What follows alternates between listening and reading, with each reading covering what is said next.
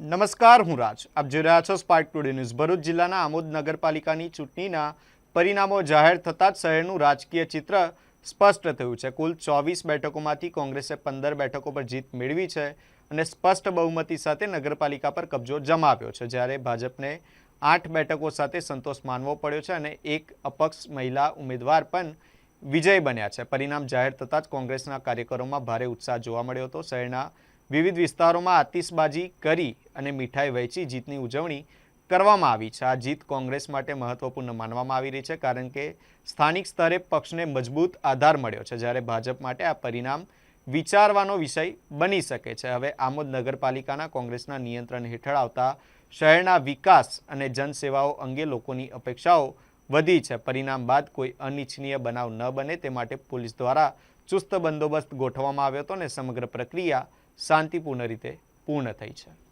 શું કહેશો, આજે જે નગરપાલિકાનું ઇલેક્શન કોંગ્રેસ જીતી છે તે કયા મુદ્દાઓ પર જીતી છે?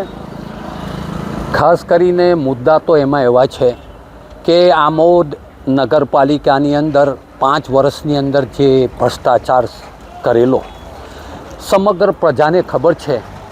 સ્મશાન જેવી બાબતમાં બી ભયંકર ભ્રષ્ટાચાર કરવામાં આવેલો અને ખાસ કરીને આપણે જે નગરપાલિકાનું પરિણામ આવેલું છે અને 16 સીટ સાથે કોંગ્રેસ બેસેલી છે, આ લોકશાહીને જે જીવંત રાખવામાં આવેલી છે તે આમોદના પ્રજાજનોને આભારી છે અને અમે આમોદના તમામ પ્રજાજનોને એક ખાતરી આપીએ છીએ કે જે ગઈ વખતના 5 વર્ષના જે પ્રશ્નો છે તે અમે તમામ સોલ્યુશન લાવીશું. ગટર હોય, પાણીની સમસ્યા હોય કે લાઇટની સમસ્યા હોય કે રોડની સમસ્યા હોય, એ તમામ પ્રયત્ન કરી અને અમે એનું સોલ્યુશન લાવીશું.